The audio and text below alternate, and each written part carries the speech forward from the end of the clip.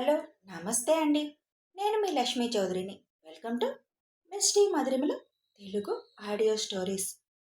మనసా Smarami part 136తో మీ ముందుకు వచ్చేసాను. కథలోకి వెళ్లే ముందు వీడియోకి లైక్స్, హైప్స్ ఇవ్వడం మర్చిపోకండి. ఇక కథలోకి వెళ్ళిపోదాం. అవని కడుపులోకి కత్తి దిగకుండా ఒక చెయ్యి కత్తి పట్టుకున్న వాడి చెయ్యి పట్టుకొని ఆపేస్తుంది. అనుకోని ఈ పరిణామానికి ఒక్క నిమిషం స్టేజ్ పైన ఉన్న అందరూ షాక్ అయిపోతారు. అభి అవని పిలిచిన పిలుపుకి అటువైపు చూసి అవనిని కాపాడిన అతన్ని చూసి నవ్వుతూ థ్యాంక్ యూ శివాంష్ గారు అని నవ్వుతూ చెబుతాడు అభి. అప్పుడే ఫంక్షన్ హాల్ లోపలికి వచ్చిన శివ్ ఐషుని దగ్గరుండి స్టేజ్ దగ్గరికి తీసుకువెళ్తారు హర్ష గారు వాళ్ళు. మీరు వెళ్ళండి సార్, గెస్టుల్ని చూసుకోండి, నేను పలకరిస్తానులే అభిని అని చెప్పి హర్ష గారు వాళ్ళని పంపించేస్తాడు శివ్. స్టేజ్ మీదకి రాగానే బొకేలు తీస్తున్న వాడి చూపుని గమనిస్తాడు శివ్. వెంటనే ఏదో అనుమానం వచ్చి వాడిని కరెక్ట్గా గమనించేసరికి బొకే పక్కన వాడి చేతిలో కత్తి ఉండడం గమనిస్తాడు. వెంటనే అప్రమత్తమై 2 అడుగుల్లో అభి వాళ్ళ దగ్గరికి చేరుతాడు. వాడు పొడవబోతుండగా చెయ్యి పట్టి ఆపేస్తాడు శివ్. వాడు పొడవబోతున్న టైంకి అవని పిలిచిన అరుపుకి అభి అటువైపు చూడడమే కాకుండా వినయ్, రవి అందరూ దగ్గరికి వచ్చేస్తారు. అభి అవనిని పక్కకు లాగగానే అవని షాక్ నుంచి బయటకు వచ్చి తనని కాపాడిన వ్యక్తిని చూసి సంతోషంగా థ్యాంక్ యూ అని చెబుతుంది. ఆర్ యూ ఓకే అని అడిగి, ఎరా పెళ్ళి కూడా మనశ్శాంతిగా చేసుకునేవరా, ఏదో ఒకటి చేయాలని వచ్చేస్తున్నారు, అంత ఈజీగా మనుషుల్ని చంపేద్దామని అని వాడి చేయి మీద పట్టు బిగిస్తాడు శివ్. ఏమైంది అని కింద నుంచి హర్ష గారు అడగగానే ఏం లేదు నాన్న, ఇక్కడ ఫ్లవర్స్కి చీర పట్టేసింది, మీరు వెళ్ళండి పర్లేదని చెప్పి కవర్ చేస్తాడు అభి. ఇప్పుడు ఈ విషయం అందరికీ చెప్పి గందరగోళం చేయలేక ఎంత కేర్ఫుల్గా ఉన్నా ఇలాంటి వాళ్ళు ఎలా వస్తున్నారో అర్థం కావడం లేదు అని అభి అంటుండగా, మనం ఎంత జాగ్రత్తగా ఉన్నా ఎవడో ఒకడు అమ్ముడుపోయేవాడు ఉంటాడు, దానికి మనం ఏం చేయలేం అభి అంటూ దేవ్, భువి స్టేజ్ పైకి వస్తారు. హలో దేవాంష్ గారు అని నవ్వుతూ పలకరిస్తాడు అభి. కానీ ఎంత దూరంలో ఉన్నా ఎలా ఉన్నా ప్రమాదాన్ని పసిగట్టడంలో మా శివాంష్ గారి తర్వాత ఎవరైనా సరే అని నవ్వుకుంటూ ఆదిత్య, నేత్ర వస్తారు స్టేజ్ పైకి. ఓహ్, కొత్త పెళ్లి కొడుకు పెళ్లి కూతురు మీరు వస్తారని అసలు ఎక్స్పెక్ట్ చేయలేదు, ఏ హనీమూన్లోనో ఉంటారనుకున్నాను, థ్యాంక్ యూ ఫర్ కమింగ్ అని అంటాడు అభి. మాకు హనీమూన్ కంటే చేయాల్సిన పనులు చాలా ఉన్నాయి, అందుకే హనీమూన్ పోస్ట్పోన్ చేశాం. వాడి చెయ్యి ఉందా పోయిందా శివాంష్ సార్ అని ఆదిత్య నవ్వుతూ అడుగుతాడు. మ్యాక్సిమం ఇంకా చేయి పనిచేయదులే, వాడి మొహం ఎక్స్ప్రెషన్స్ చూస్తేనే తెలియడం లేదా అని అంటాడు దేవ్. వెంటనే వినయ్ కలుగు చేసుకొని, అసలు వీడు మనం పెట్టిన వర్కర్ కాదే, ఎక్కడి నుంచి వచ్చాడు లోపలికి, ఏం చేస్తున్నారు మీరు అని అక్కడికి వచ్చిన సెక్యూరిటీ ఇన్ఛార్జిని గట్టిగా అడుగుతాడు వినయ్. సార్, ఇతను ఫంక్షన్ హాల్లో 4 రోజులుగా ఉంటున్నాడు, ఫంక్షన్ హాల్ వాళ్ళు పెట్టిన పని వాళ్ళల్లో ఇతను ఒకడు, అందరి గురించి ఇన్ఫర్మేషన్ ఇచ్చారు అని ఇన్ఛార్జ్ భయంగా చెబుతాడు. ఏరా ఎవరు పంపించారు నిన్ను అని అడుగుతాడు శివ్. అప్పటికే శివ్ పట్టిన పట్టుకి చెయ్యి నొప్పి విపరీతంగా ఉండడంతో మా మా మాణిక్యం సార్ అని చెబుతాడు. ఈ పేరు అసలు వెళ్ళేదే, అతనెవరు అని అభి డౌట్గా అడుగుతాడు. ప్రభాకర్ గారు సార్ ఫ్రెండ్ సార్, వాళ్ళిద్దరే కలిసి బిజినెస్ చేసేవాళ్ళు అని అనగానే, వాడు అండర్ గ్రౌండ్లో దాక్కొని ఇలాంటి ఏదో పనులన్నీ చేస్తున్నాడా, ఆ ప్రభాకర్ పేరు కూడా తప్పు చెప్పి మమ్మల్ని డైవర్ట్ చేయాలని చూశాడుగా అని అభి కోపంగా అనడంతో, ఎవరెన్ని నాటకాలు ఆడినా ఎక్కడో అక్కడ దొరికిపోతారు, పెళ్లి కొడుకు గారు అంత ఆవేశపడడం మంచిది కాదు, కొంచెం శాంతంగా ఉండు అభిరామ్ అని నవ్వుతూ రాధతో కలిసి పైకొస్తాడు విక్రమ్. హలో విక్రమ్ గారు, డిఫరెంట్గా హోటల్ రంగంలో దిగి 2 ఏళ్లలోనే నెంబర్ 1గా ఎదిగిపోయారుగా, ద గ్రేట్ విక్రమ్ కృష్ణ గారు అని నవ్వుతూ అడుగుతాడు దేవ్. మీకంటేనా దేవాంశ్ గారు, ఏ బ్యాక్గ్రౌండ్ వెనక లేకపోయినా స్వయం కృషితో 3 ఏళ్లలోనే మీకంటూ ఒక స్థానాన్ని ఏర్పరచుకున్నారు కదా, దానితో పోలిస్తే నేనెంత అంటాడు విక్రమ్. మనందరం రిసెప్షన్ అని ఒక 3 రోజుల ముందే ఫోన్ చేశాం, ఈయన మాత్రం తెల్లారి రిసెప్షన్ అయితే ఆ రాత్రి ఇన్ఫామ్ చేశారు అందరికీ, అంత అర్జెంటుగా పెళ్లి చేసుకున్నారు మనల్ని పిలవకుండా, విషయం ఏంటి అని అడుగుతాడు ఆదిత్య. నా పెళ్ళని నాకే తెలీదు, మా మహి నైట్కి నైట్ నువ్వు వెళ్ళి ఒక అమ్మాయి మెడలో తాళి కట్టి తీసుకురావాలని చెప్పింది. నాకే తెలియని విషయం మీకేం చెప్తాను అని నవ్వుతూ అంటాడు విక్రమ్. అయితే నాలాగే పెళ్ళని తెలియకుండా పెళ్లి చేసుకున్నావు అన్నమాట అని అంటాడు శివాంష్. అంతే శివాంష్ బ్రో అని అంటాడు విక్రమ్. పర్లేదు, అలా తెలియకుండా చేసుకున్నా ఒకరికి ఒకరు ప్రాణంగా మారిపోతారు మాలాగా అని అంటుంది ఐషు నవ్వుతూ. థ్యాంక్ యూ అని రాధా వైపు చూసి ఐవింగ్ చేస్తాడు విక్రమ్. అప్పటి వరకు శివ చేతిలోనే ఉన్న వాడిని సెక్యూరిటీకి అప్పగించి, వీడి సంగతి రేపు చూస్తాను, అప్పటి వరకు వీడిని బంధించేయండి అని చెబుతాడు అభి.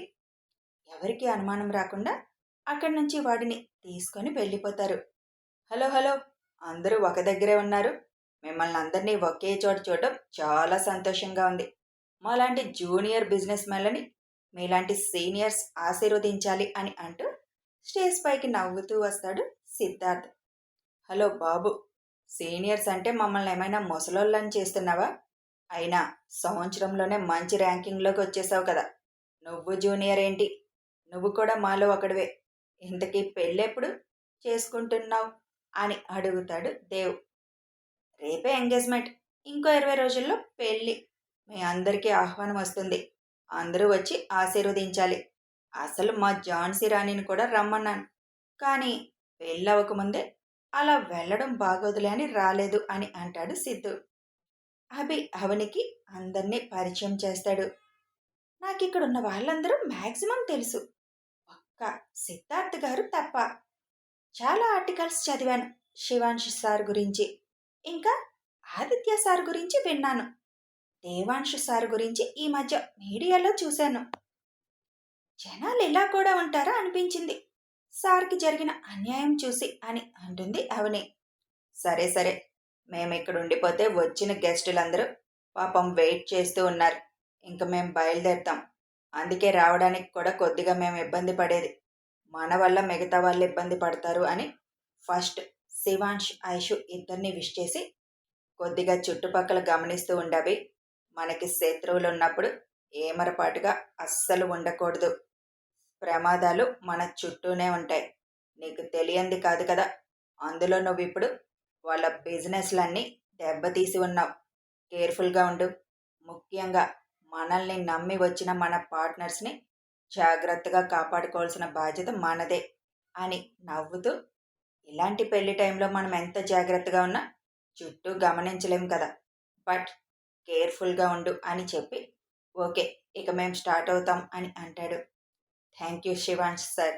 ట్రిప్ నుంచి రాగానే శ్రమ అనుకోకుండా మా కోసం వచ్చినందుకు, వచ్చి నా ప్రాణాన్ని సేవ్ చేసినందుకు అని మనస్ఫూర్తిగా థ్యాంక్స్ చెప్తాడు అభి. నో ఫార్మాలిటీస్ అని ఐషుతో పాటు ఇంకొకసారి విష్ చేసి అక్కడి నుంచి కిందకు వచ్చేస్తాడు శివ్. బిజినెస్ విషయంలో అయినా ఫ్యామిలీ విషయంలో అయినా తనదైన ముద్ర వేసుకున్నారు. మనందరికీ ఆయనే ఇన్స్పిరేషన్. ఎక్కడున్న ప్రమాదం ముందే పసిగట్టేస్తారు అని దేవ్ నవ్వుతూ వెళ్తున్న శివాంష్ని చూస్తూ అంటాడు. దేవ్ భూమి కూడా ఇద్దరిని విష్ చేసి అక్కడి నుంచి కిందకి దిగిపోతారు. ఆదిత్య నేత్ర ఇద్దరు విష్ చేస్తూ, నా రిసెప్షన్కి డొమ్మా కొట్టారుగా మీరు, అయినా వచ్చాం చూసారా అని అంటాడు ఆదిత్య. అమ్మ వాళ్ళు వచ్చారు కదా, నేనొక్కడినే ఏమొస్తానని రాలేదు. తర్వాత మిమ్మల్ని తప్పకుండా కలుస్తాను బ్రో అని అభిరామ్ నవ్వుతూ చెబుతాడు. ఓకేలే, నువ్వు కూడా క్రిమినల్స్ని పట్టుకునే బిజీలో ఉన్నావు కదా, అందుకే ఎక్స్క్యూజ్ చేసేశాను. అయినా మన పెళ్ళిళ్ళన్నీ ఏదో ఒక ట్విస్టులతోనే అవుతున్నాయిలే అని చెప్పి కిందకి వెళ్ళిపోతారు ఆదిత్య వాళ్ళు. విక్రమ్ రాధా కూడా ఇద్దరిని విష్ చేస్తారు. ఈ పెళ్ళని మీకు కూడా తెలియదన్నారు కదా, ఎన్ని రోజులైంది పెళ్ళై అని క్యూరియాసిటీగా అడుగుతుంది అవని. రేపటికి 16 రోజులు అవుతుందిరా నవ్వుతూ చెబుతాడు విక్రమ్. మరి మీ ఇద్దరికి ఈ బంధం ఓకేనా? మీ పార్ట్నర్ తనే అని మీకు అనిపించిందా అని అడుగుతుంది అవని. నాకైతే నా పార్ట్నర్ తానే అని అనిపించేసింది. ఆల్రెడీ ప్యార్ కూడా స్టార్ట్ అయింది. ఆ మేడం గారు ఇంకా కన్ఫ్యూజన్లో ఉన్నారు. ఎప్పటికి తెలుసుకుంటారో మరి చూడాలి అని అంటాడు విక్రమ్. ఈ ఆడవాళ్ళకి కన్ఫ్యూజన్ ఎక్కువ బ్రో.